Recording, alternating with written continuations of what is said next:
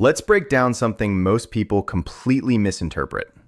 When someone with avoidant tendencies goes silent, it's not automatically detachment. In many cases, that silence is actually the most intense emotional signal you'll ever see, just not in the form people are used to recognizing. When an avoidant starts developing feelings, it rarely shows up as pursuit or open affection. Instead, it appears as distance. But this isn't neutral distance. It's inconsistent, emotionally reactive, and very specifically triggered. And that pattern matters more than the silence itself. Avoidant individuals don't withdraw from everyone equally. They tend to retreat from the people who start affecting them on a deeper emotional level. So if you notice someone pulling away right after vulnerable conversations or meaningful moments, it's often not because they feel nothing. It's because they feel too much. If there were no emotional impact, there would be no need for escape, no internal pressure, no sudden disappearance. What confuses most people is the expectation that love should always create closeness. But for an avoidant, closeness activates threat responses. So instead of leaning in, they pull back. Not because the bond is meaningless, but because it's overwhelming. This creates a cycle people misread constantly. If they care, why are they distant? That's the wrong lens. A better question is, what does that distance do to them internally? Because there's a difference between mechanical detachment and emotionally charged withdrawal. Real avoidant attachment doesn't look empty. It looks conflicted. You'll still see traces, indirect engagement, observing from a distance, delayed responses, staying connected without direct contact. That isn't apathy. That's internal struggle. It's the psychological tension of someone realizing, this person is affecting me in a way I can't fully control. For avoidant personalities, love doesn't register as comfort. It registers as risk. It threatens their independence, their emotional containment, and the internal structure they've built to feel safe. Most importantly, it exposes emotional vulnerability they've spent years avoiding. So instead of feeling secure in love, they often feel exposed by it. And when that happens, their instinct is to retreat. But here's the paradox. The more meaningful the connection becomes, the harder it is for them to stay away completely. So they oscillate, approach, withdraw, reappear, disappear again. Not randomly, but as a reflection of internal conflict. That's why their behavior feels inconsistent. It's not lack of interest, it's overload. You'll notice subtle patterns, watching you without directly engaging, staying present in indirect ways, reacting emotionally but avoiding conversation. These are not signs of indifference. They are signs of attachment without regulation. And when you step back, something else often happens. They don't fully leave. They monitor. They observe. Not openly, not directly, but consistently.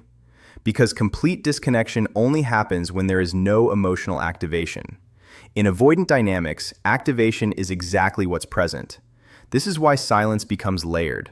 On the surface, it looks like distance. Beneath it, it often carries emotional friction, curiosity, and unresolved attachment. Avoidants rarely struggle emotionally over people who don't matter to them. They detach easily from casual connections. But inconsistency appears where emotional involvement exists. That inconsistency itself is the signal. Their withdrawal is not proof of absence. It is often proof of overstimulation. They may never verbalize what they feel. There may be no declarations, no clarity, no direct emotional admission. But the truth shows up elsewhere, in their unpredictability, in their hesitation, and in their inability to fully disengage. And if you're on the receiving end, it's important not to interpret that as a reflection of your worth. It's not about you being enough or not enough. It's about their capacity to tolerate emotional closeness. You've simply activated something they don't know how to hold. That's why the pattern repeats. Distance, return, silence, observation, brief connection, withdrawal again. It's not rejection in the traditional sense. It's emotional conflict looping in real time. And often, when you stop chasing, something interesting happens. Their behavior doesn't always stop, it shifts. They may not reach out directly, but they stay aware. They track your presence in indirect ways because complete detachment feels more difficult than distance. Now, one of the most misunderstood dynamics in avoidant attachment is emotional mirroring. Avoidants don't usually express love in direct or conventional ways. Instead, they often reflect the emotional environment they're in. Not consciously, but instinctively. It's a form of adaptation, matching emotional tone to perceived safety. If you're distant, they become distant. If you're calm and non-threatening, they may become more open. If emotional intensity rises too quickly, they retreat again. This isn't manipulation, it's nervous system regulation.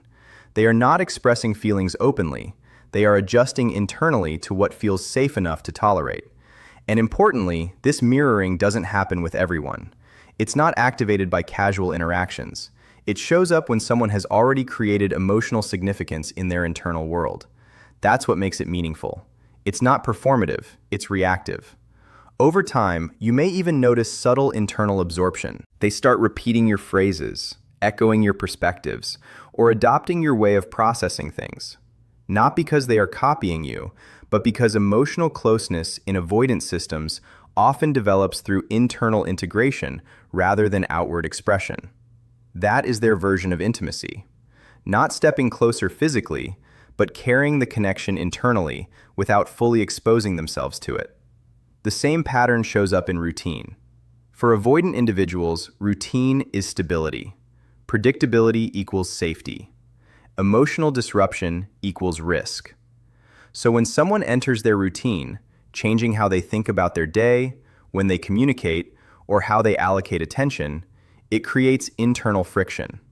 Even small adjustments matter. Checking messages at specific times, revisiting your profile repeatedly, adjusting habits around your presence. These shifts are not random. They signal emotional integration into their structure. But the moment they notice that shift, they often pull back again. Because the realization that someone is affecting their internal rhythm triggers discomfort. So they move forward, then retreat. Not because they don't care, but because their system cannot settle.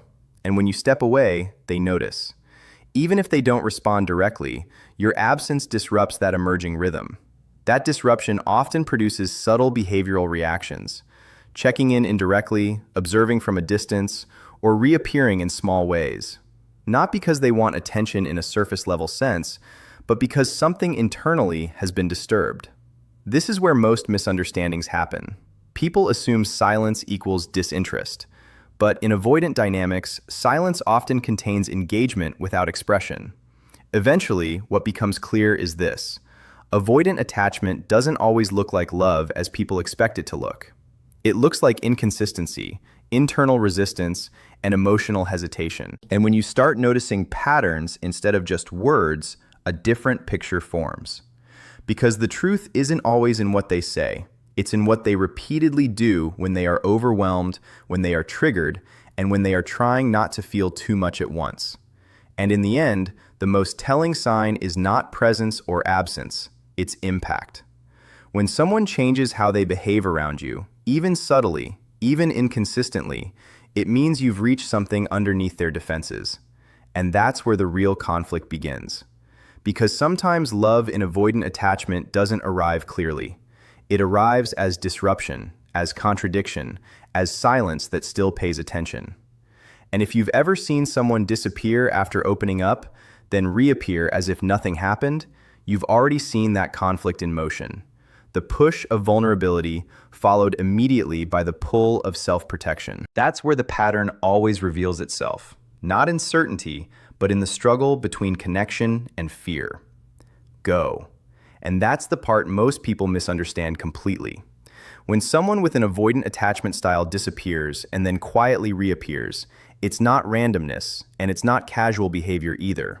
It's repetition driven by unresolved emotional tension. They don't leave cleanly, and they don't return cleanly. Instead, they exist in this in-between space where connection is still active, but fully acknowledging it feels too exposing, so they avoid acknowledgement itself. That's why their return often feels small, almost insignificant on the surface.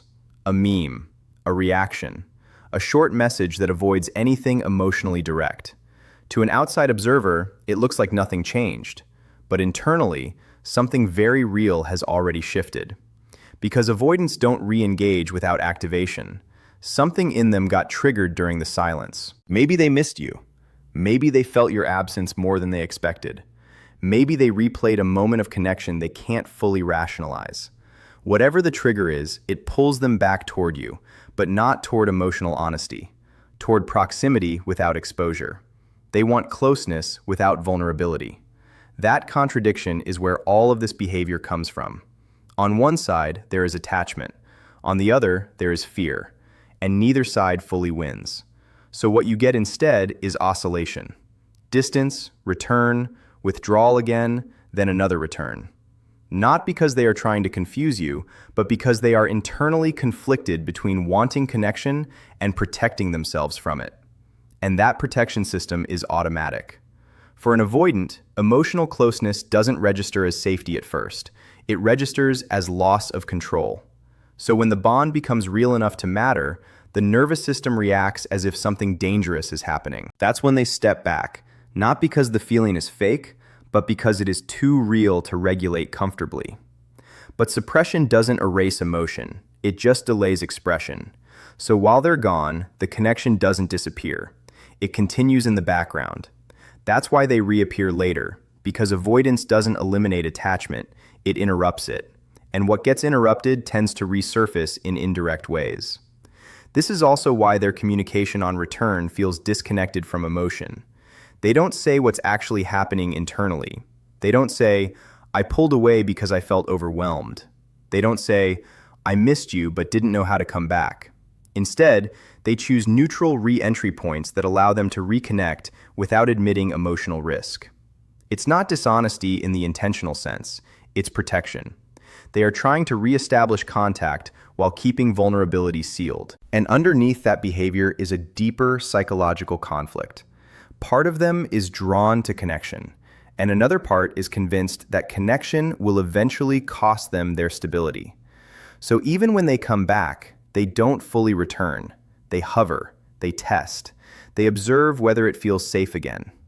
That's why consistency matters more than intensity in this pattern. A single emotional moment from an avoidant doesn't define the relationship. It reveals capacity. The real signal is repetition. The way they cycle back, the way they remain indirectly present, the way they fail to fully detach even when distance is established. Because true indifference doesn't loop. Indifference exits cleanly. Avoidant attachment doesn't. And that distinction is where most people get misled. They assume absence means disinterest, and they assume return means certainty. But in avoidant dynamics, neither is fully true. Absence can be emotional overload. Return can be unresolved attachment. And both can exist without clear verbal confirmation. That's what makes it confusing and emotionally draining. Over time, this creates a pattern where the person on the receiving end starts analyzing everything: timing, tone shifts, delays, reappearances.